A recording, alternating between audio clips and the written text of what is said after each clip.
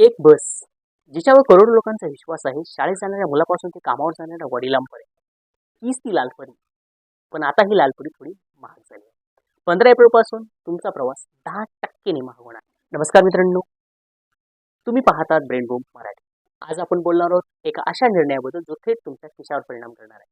Maharashtra state board road transport corporation म्हणजेच आपल्या सगळ्यांची लालपरी यांनी घेतला एक मोठा निर्णय. एसटीच्या भाड्यात 10% वाढ करण्यात आली.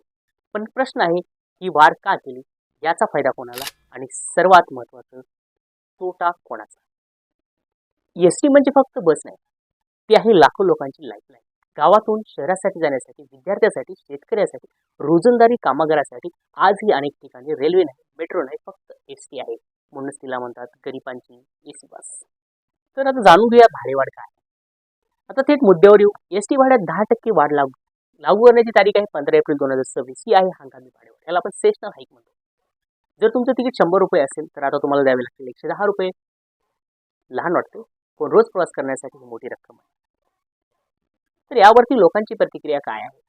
तर लोक म्हणत आहेत, महिलांसाठी अर्ध तिकीट देता आणि भाडेवाढ करता. श्रीमंत लोक एसटीने प्रवास करत नाही. ही वाढ म्हणजे गरिबांच्या खिशाला नक्की कात्री.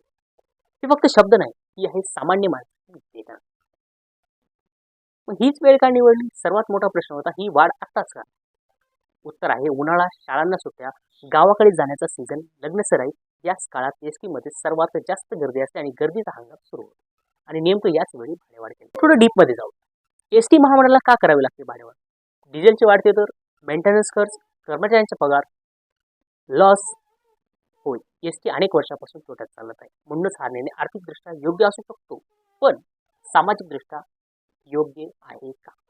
चला तर जाऊन या फायदा काय. एसटीला आर्थिक मदत होते, त्याच्यामुळे सेवा टिकून राहतील. आणि तोटा काय? सामान्य लोकांना भार पडेल, रोजंदारी लोकांची अडचण होईल आणि विद्यार्थ्यावर याचा परिणाम. लालपरी ही फक्त बस नाही, ती आहे भावना. पण आता त्या भावनेवरही महागाईची सावली पडली आहे. प्रश्न अजूनही तोच आहे, विकासाच्या नावाखाली आपण कोणाला मागे शकतो? नक्की खाली कमेंट करा. कमेंट करून सांगा. रस्ता तोच आहे, बस तीच आहे, पण प्रवास आता थोडा महाग झाला आहे. तुमचं मत काय? भाडेवाढ योग्य आहे का? कमेंटमध्ये नक्की सांगा. आणि अशाच दमदार विश्लेषणासाठी सबस्क्राईब करा ब्रेन बूम मराठी या चॅनलला.